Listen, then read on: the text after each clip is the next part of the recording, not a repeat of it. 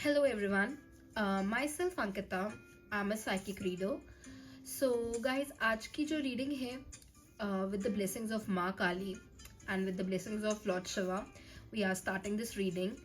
तो आज की जो रीडिंग का जो टॉपिक है जो मुझे बहुत ही स्ट्रांगली चैनल्ड हुआ है, प्लान नहीं था मेरा बनाने का, but still I received a very strong channelling and ये है टॉपिक कार्मिक एक्सपोज्ड. तो कार्मिक एक्सपोज से आप वर्ड से ही समझ रहे होंगे कि जो मुझे डाउनलोड हुआ कि बहुत सारे लोगों को अपनी जर्नी में कार्मिक्स एक्सपोज्ड हो गए हैं. तो देखते हैं कि कार्मिक्स किन किन के एक्सपोज्ड हो गए हैं और क्या है इस जर्नी की एनर्जी कार्मिक्स की. तो जो भी लोग ऑलरेडी इस चीज को फेस कर रहे हैं अपने कार्मिक्स को, लेट्स सी क्या कह रही है energies. See perfect. Let me show you the card as well.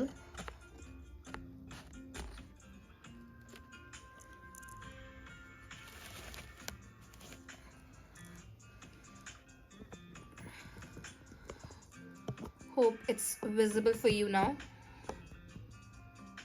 See, the end of a tough cycle approaches.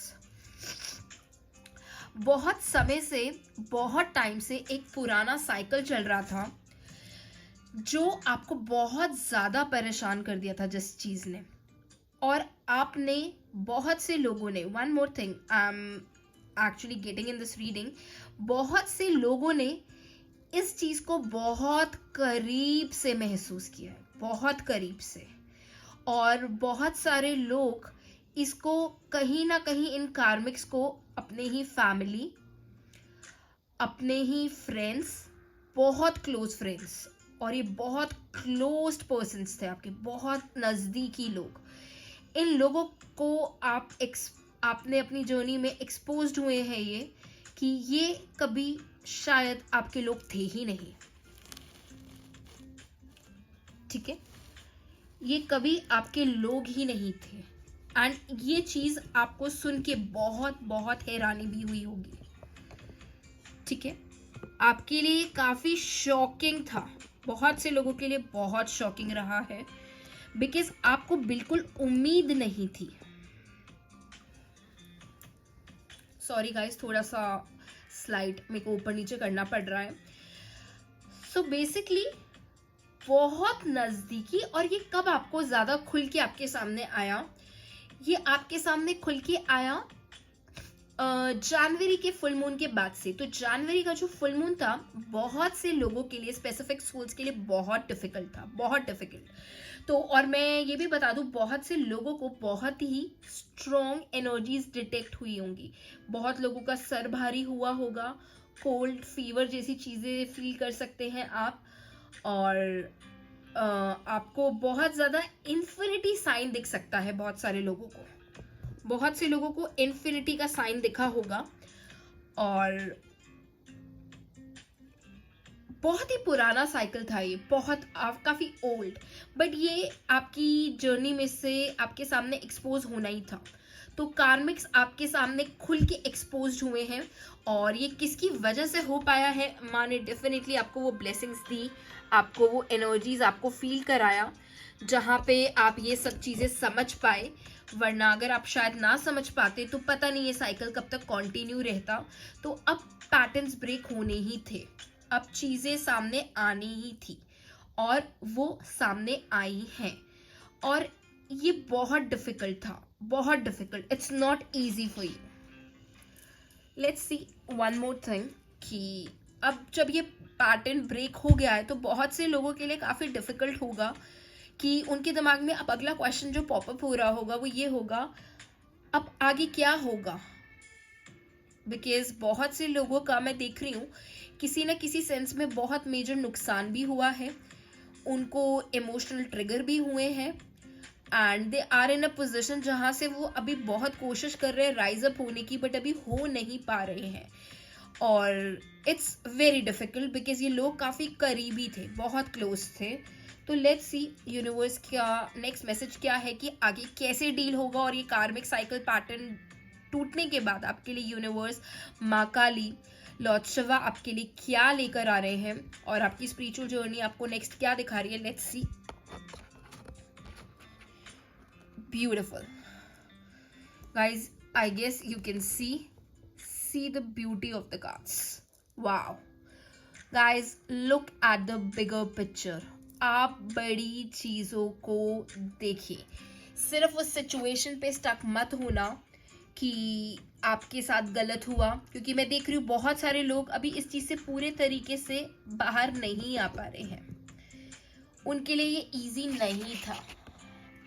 ठीक है, उनके लिए काफ़ी डिफ़िकल्ट था और होगा भी, बिकॉज ये कार्मिक पैटर्न्स इतने इजी नहीं होते तोड़ने, तो इतना इजी नहीं होता ये सब करना.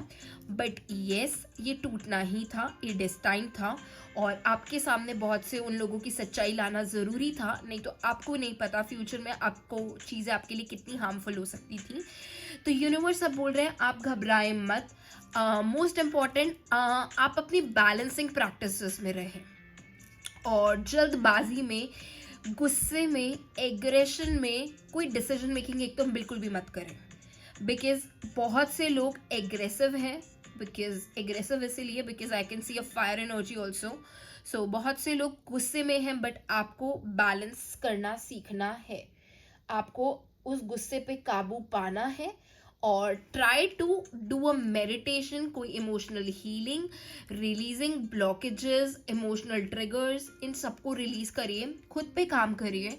और ये फरवरी का महीना महाशिवरात्रि भी है, तो this is a beautiful time for healing and this is a beautiful time to go inward.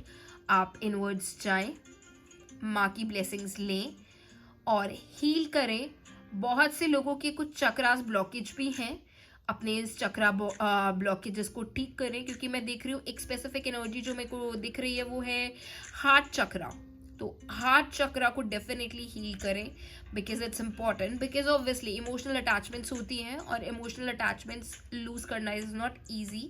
तो इनको लूज करिए अच्छे से. जो भी एक्सेसिव है, जिसकी रिक्वायरमेंट नहीं है, तो उस अटैचमेंट्स को अब कंप्लीटली शेड आउट करिए. हीलिंग करिए, मेडिटेशन करिए, मंत्र जाप करिए, जिससे आपको वो स्ट्रेंथ मिलेगी इस चीज़ को हील करने में. और डेफिनेटली आपकी हीलिंग करने के बाद, आपके बैलेंस्ड होने के बाद, आपको नहीं पता यूनिवर्स आपके लिए क्या ह्यूज गिफ्ट ला रहे हैं. Because I can see a beautiful energy of Jupiter. So definitely बहुत से लोगों की लाइफ में तो कुछ स्पिरिचुअल गिफ्ट्स उनको मिल सकते हैं. आई वुड से बहुत सारे लोगों का नॉलेज बहुत ज़्यादा बढ़ सकता है. बहुत सारे लोगों के लिए कुछ मटीरियलिस्टिक वर्ल्ड से बहुत कुछ उनको रिसीव हो सकता है और डिफरेंट केसेस के हिसाब से डिफरेंट चीज़ें होंगी. बहुत सारे लोग स्पिरिचुअलिटी में और लेवल अप होंगे. बहुत सारे लोग इस चीज़ों के डेप्थ में और ज़्यादा जाने की कोशिश करेंगे. So I would say this is a beautiful energies. तो karmics, yes, karmics are exposed and ये कार्मिक साइकिल ब्रेक हुआ है और universe is also giving you a sign कि आपके लिए कुछ बड़ा आएगा इसके बाद. तो चिंता मत करें. अगर आपने टफ टाइम देखा है तो blessings are also waiting for you. Thank you so much.